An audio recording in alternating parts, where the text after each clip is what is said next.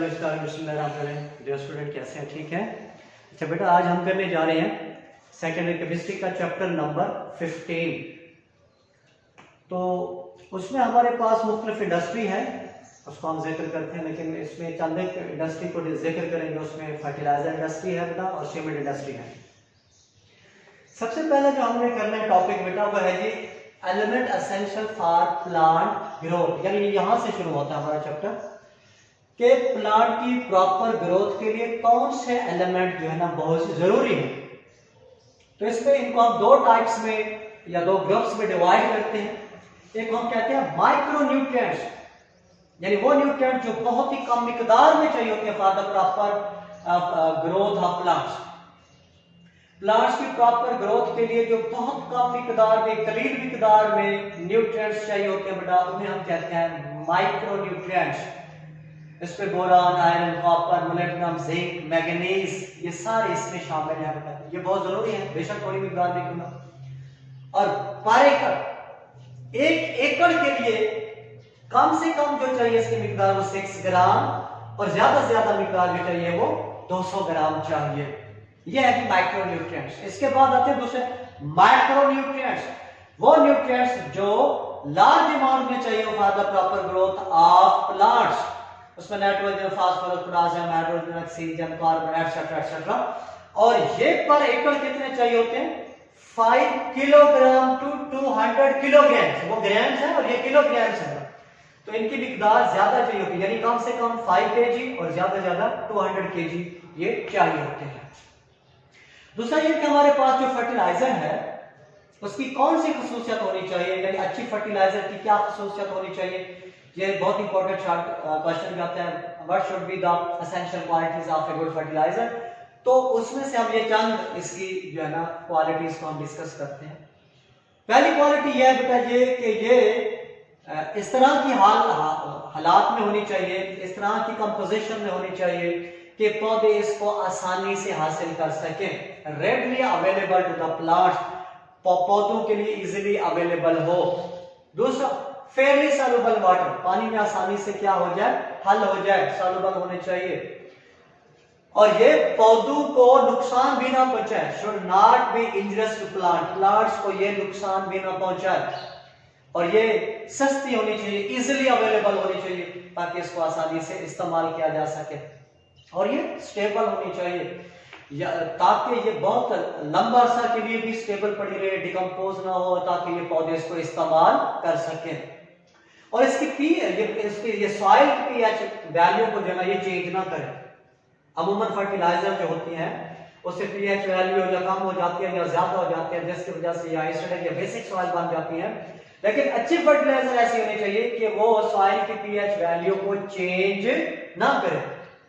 And it should not B deliquescent, यानी कुछ compounds होते हैं हाइग्रोस्कोपिक जो मॉइस्चर गेन करते हैं, और कुछ ऐसे भी कंपाउंड्स होते हैं जो मॉइस्चर गेन करते हैं और वो लिक्विड में तब्दील हो जाते हैं। तो ऐसे सब्सटेंस जो मॉइस्चर गेन करें और लिक्विड में तब्दील हो जाए उन्हें हम कहते हैं डीलिक्विसेंट। तो it should not B deliquescent, यानी ये मॉइस्चर गेन ना करे और ना ही ये डीलिक्विसेंट होनी चाहिए। ओके जी, नेक्स्ट हम करते हैं क्लासिफिकेशन ऑफ फर्टिलाइजर। तो हम इसको कितनी क्लासेस में डिवाइड करते हैं? तो मेनली हम इनको 3 क्लासेस में डिवाइड करते हैं, nitrogenous fertiliser, phosphatic fertiliser and potassium fertiliser. सबसे पहले हम करेंगे नाइट्रोजनस फर्टिलाइजर। नाइट्रोजनस फर्टिलाइजर कौन सी फर्टिलाइजर होती है? वो फर्टिलाइजर जो कि प्लांट्स को या सॉइल को नाइट्रोजन प्रोवाइड करती हैं, उन्हें हम नाइट्रोजन फर्टिलाइजर कहते हैं। बहुत सारी फर्टिलाइजर चंद एक का जिक्र किया गया, जिसमें अमोनिया है, urea, ammonium nitrate, ammonium sulphate, ammonium phosphate, ये चंद एक एग्जांपल यहां पर मेंशन की गई है नाइट्रोजनस फर्टिलाइजर्स की। क्या रोल होता है प्लांट्स की ग्रोथ में? अर्ली स्टेज में ये बहुत जरूरी होता है, क्योंकि अर्ली स्टेज में ये स्टेम और लीफ की डेवलपमेंट में अहम किरदार अदा करते हैं। और इसके अलावा प्रोटीन बनाने में बड़ा किरदार होता है नाइट्रोजन का, तो इसलिए मेन कंस्टिट्यूएंट्स ऑफ प्रोटीन बनाने में इसका कलीदी रोल होता है बेटा। और इसके अलावा it give green colour, impart green colour to the leaves, और ये पत्तों को क्या देते हैं? सब्ज कलर देते हैं। तो ये इसके जो है ना इंपॉर्टेंस है नाइट्रोजनस फर्टिलाइजर्स की। इसमें से और हम करने जा रहे हैं कि इसकी एग्जांपल है अमोनिया फर्टिलाइजर, कि ये नाइट्रोजन फर्टिलाइजर है और ये हमने यहाँ पर लिखा अमोनियम, ये नाइट्रोजन फर्टिलाइजर की एग्जांपल में शामिल है। तो अमोनियम फर्टिलाइजर एक टाइम था जब अमोनिया फर्टिलाइजर के तौर पर इस्तेमाल होती है इन लिक्विड स्टेट, हालांकि अमोनिया तो गैस होती है लेकिन इसको लिक्विफाई किया जाता है और तब इसको इस्तेमाल किया जाता था। और इसमें तकरीबन 82% नाइट्रोजन होती है और इसको इस्तेमाल करना बड़ा मुश्किल होता था ताकि ये सीप आउट ना कर सके, तो इसलिए कम से कम जमीन के अंदर 6 इंच तक इसको इंजेक्ट किया जाता था। तमाम की तमाम में जो नाइट्रोजनस फर्टिलाइजर है वो अमूमन जो सॉइल है उसको एसिडिक यानी उसकी पीएच वैल्यू को कम कर देते हैं, एसिडिक बना देती है। लेकिन चंद एक ऐसे भी हैं जो कि इसको एसिडिक नहीं करती, उनमें sodium nitrate, potassium nitrate and calcium nitrate. इनके अलावा बाकी जितनी भी नाइट्रोजनस फर्टिलाइजर्स हैं वो सॉइल को एसिडिक करते हैं। इसके बाद जो दूसरी एग्जांपल है नाइट्रोजन फर्टिलाइजर की वो है urea. High quality nitrogen fertiliser है और पाकिस्तान में सबसे ज्यादा ये इस्तेमाल की जाती है नाइट्रोजन फर्टिलाइजर के तौर पर। इसमें जो है 46% नाइट्रोजन होती है। इसको जब हम मैन्युफैक्चर करते हैं तो इसके लिए हमें सबसे पहले हाइड्रोजन को प्रिपेयर करना पड़ता है, उससे फिर हम अमोनिया को प्रिपेयर करते हैं, अमोनिया के बाद अमोनियम कार्बोनेट पेस्ट बनाते हैं और उसके बाद उससे हम यूरिया हासिल करते हैं, उसमें हमने प्रिलिंग करते हैं यानी उसको छोटे छोटे दानों में तब्दील कर देते हैं। अमोनियम कार्बोनेट कैसे बनाते हैं जी, कि जब कार्बन डाइऑक्साइड अमोनियम के साथ रिएक्ट करती है तो उस सूरत में अमोनियम कार्बोनेट बनता है और इस अमोनियम कार्बोनेट को जब हम हीट करते हैं तो इसमें से वाटर मॉलिक्यूल निकल जाता है और ये यूरिया में तब्दील हो जाते हैं। अब यूरिया में पानी भी होता है और इसको कंसंट्रेटेड बनाने के लिए तो हम इसके सॉल्यूशन को हीट करते हैं, इवेपोरेट करते हैं अंडर वैक्यूम में इसको जब हम हीट करते हैं तो तकरीबन हम 99.7% मेल्टेड यूरिया हासिल करते हैं, यानी यूरिया हमारे मोल्टन फॉर्म में हमें मिलता है। इस मोल्टन यूरिया को फिर हम हमारे पास प्रिलिंग बकेट्स होती हैं उसके जरिए स्प्रे करते हैं और ये ड्रॉप्स की सूरत में गिरते हैं तो उन ड्रॉप्स को जो है ना वो ड्राई किया जाता है और ये प्रिल्स की शक्ल इख्तियार कर लेते हैं, इसको हम कहते हैं प्रिलिंग। और ये प्रिल बन जाते हैं, फिर इसको प्रिल बनने के बाद इसको या इसकी बैगिंग की जाती है या इसको स्टोर कर लिया जाता है। इसके बाद है अमोनियम नाइट्रेट, ये तीसरी एग्जांपल है हमारे पास नाइट्रोजन फर्टिलाइजर की। अमोनिया को जब हम नाइट्रिक एसिड के साथ रिएक्ट करते हैं तो अमोनियम नाइट्रेट बनता है और अमोनियम नाइट्रेट में नाइट्रोजन 33 से 33.5% नाइट्रोजन मौजूद होता है। इसको तमाम फसलों के लिए, क्रॉप्स के लिए इस्तेमाल किया जा सकता है, लेकिन पैडी राइस में इस्तेमाल नहीं किया जा सकता क्योंकि पैडी राइस में माइक्रोब्स होते हैं जो कि इसको डिकम्पोज कर देते हैं इनटू नाइट्रोजन गैस में। तो इस वजह से इसको पैडी राइस में, यानी वो फसलें जिनमें पानी बहुत अरसा तक मौजूद रहे और पर्टिकुलरली जो राइस यानी चावल की फसल होती है उसमें इसको इस्तेमाल नहीं किया जाता। नेक्स्ट है हमारे पास phosphatic fertilizer. Those fertilizer which provide phosphorus to the plants are soil known as phosphatic fertilizers. इसकी ये दो तरह की होती हैं, एक तो हमारे पास सुपर फास्फेट है और एक ट्रिपल फास्फेट है जिसको हम डाइअमोनियम फास्फेट भी कहते हैं। इसको कैसे प्रिपेयर करते हैं, जब अमोनिया को फास्फोरिक एसिड के साथ रिएक्ट करते हैं 60 to 70 सेल्सियस टेम्परेचर तक, तो उसके नतीजे में हमारे पास अमोनियम बाइफॉस्फेट हासिल होता है। इसकी पीएच वैल्यू जो होती है 5.8 से 6 तक होती है और इसमें 16% नाइट्रोजन और 48% फास्फोरस पेंटॉक्साइड P2O5 यानी फास्फोरस P2O5 की फॉर्म में इसके अंदर मौजूद होता है और तकरीबन ये 48% तक इसके अंदर मौजूद होता है।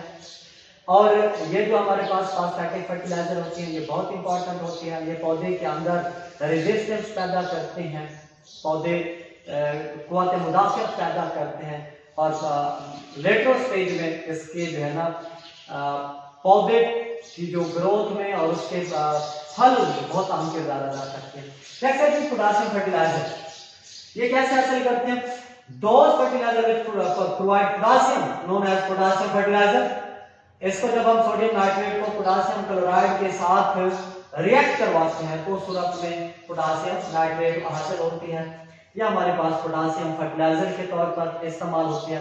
इसमें 30% नाइट्रोजन होता है और 44% पोटास और ये जो है ना स्टार्च बनाने में, शुगर बनाने में, फैब्रस मटेरियल बनाने में और पौधों में रेजिस्टेंस पैदा करने में अहम किरदार अदा करती है। तो पोटासियम का होना भी बहुत जरूरी है पौधों के लिए। ओके जी, और सबसे इंपॉर्टेंट ये कि ये ripening of seed, fruit and serial में भी बहुत अहम किरदार अदा करता है पोटासियम, यानी सीड और फ्रूट और सीरियल वगैरह को पकने में भी अहम किरदार अदा करता है। सबसे लास्ट हमारा टॉपिक है सीमेंट, बहुत इंपॉर्टेंट है सीमेंट। सीमेंट एक्चुअली कैसे बनता है कि जब हम लाइमस्टोन और क्ले का मिक्सचर को हम बहुत हाई टेम्परेचर तक हीट करते हैं, तकरीबन 1500 डिग्री सेंटीग्रेड तक हम इसको हीट करते हैं, तो उस सूरत में फिर इसको हम ठंडा करते हैं तो उससे क्लिंकर बनते हैं। उस क्लिंकर को फिर हम ग्राइंड करते हैं किसके साथ, जिप्सम के साथ, तो इस तरह से सीमेंट हासिल होता है। तो burning of mixture of limestone and clay at very high temperature and then temperature is decreased up to 150 to 100 degree centigrade, then they are converted into clinker form like जैसा कि हमारे पास क्या होते हैं जी, पीनट्स वगैरह होते हैं, उस तरह की शक्ल इख्तियार कर लेते हैं।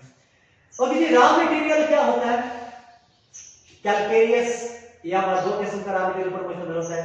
कैलकेरियस जो कि लाइमस्टोन है, मार्बल है, चाक है, ये कैल्शियम कार्बोनेट पर मुश्तमिल होता है। और कैल्शियम कार्बोनेट जब डेके होता है यानी डिकम्पोज होता है तो ये कैल्शियम ऑक्साइड प्रोवाइड करता है, और ये कैल्शियम ऑक्साइड बहुत इंपॉर्टेंट कंस्टिट्यूएंट है सीमेंट का। तो इसके बाद आर्जिलेसियस जो कि क्ले, शेल और स्लेट पर मुश्तमिल है, और ये अमूमन जो है ना एल्यूमिना और सिलिका प्रोवाइड करते हैं। एल्यूमिना Al2O3 और सिलिका SiO2 प्रोवाइड करते हैं। ये भी बहुत इंपॉर्टेंट कंपोनेंट्स हैं सीमेंट के।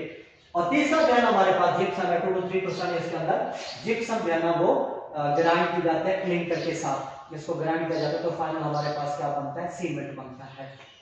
इसके मैन्युफैक्चरिंग प्रोसेस है, ड्राई प्रोसेस, वेट प्रोसेस भी है। ये मुख्तलिफ फैक्टर पर डिपेंड करता है कि कौन सा हम प्रोसेस जो है ना वो सिलेक्ट करें, तो वहाँ की जो है लोकल कंडीशन क्या है, एनवायरमेंटल कंडीशन क्या है, फ्यूल प्राइस क्या है, और रॉ मटेरियल कितना अवेलेबल है, इन तमाम चीजों को मद्देनजर रखते हुए इनमें से किसी एक प्रोसेस को सिलेक्ट किया जाता है। वो ड्राई प्रोसेस भी हो सकता है, वेट प्रोसेस भी हो सकता है। तो पाकिस्तान में ज्यादातर वेट प्रोसेस को प्रेफर किया जाता है। वेट प्रोसेस में सबसे पहले बड़े बड़े जो हमारे पास स्टोन्स होते हैं उनको ग्राइंड किया जाता है, और उनको जो है ना पहले क्रश किया जाता है, फिर उसको ग्राइंड किया जाता है, फिर उनको मिक्स किया जाता है। हमारे पास दो चीजें हैं, एक हमारे पास क्या होता है, लाइमस्टोन होता है और दूसरा क्ले होता है। लाइमस्टोन 75% और क्ले जो है ना हम देते हैं 25%। इनको जो है ना अच्छे से क्या करते हैं, मिक्स कर देते हैं। इस मिक्सिंग के बाद इसको हम क्या कहते हैं, स्लरी कहते हैं। और तकरीबन स्लरी में 35 से 45% तक वाटर होता है, लेकिन हम इसको फिल्टर कर लेते हैं, 30% वाटर इसमें से कम कर देते हैं, ताकि इसको जब हम हीटिंग करें, इसको हीट करें तो उसकी वजह से जो उसमें टाइम है वो भी कम लगे, और इसके अलावा हमारा जो फ्यूल है वो भी कम कंज्यूम हो। तो उसके लिए फिर हम इसको हीट करते हैं, और मुख्तलिफ जोन्स होते हैं इसके हमारे पास है जी। सबसे पहला हमारे पास प्रीहीटिंग जोन्स है, फिर मीडियम जोन है, हाई टेम्परेचर है। इसमें सबसे पहले 500 डिग्री सेंटीग्रेड तक यहां से हम डालते हैं इस स्लरी को, और ये हमारे पास एक सिलेंडर है, स्टील का बना हुआ है। इसकी 200 से 300 फुट तक लेंथ हो सकती है, और इसका डायमीटर भी हो सकता है हमारे पास 20 से 30 फीट जो है इसका डायमीटर होता है। और ये क्या कहते हैं, थोड़ा इंक्लाइन होता है, थोड़ा सा यानी एंगल बनाता है। जब ये रोटेट करता है तो यहाँ से जो मैच डालते हैं तो वो मुख्तलिफ जोन से होता हुआ एंड तक जाता है।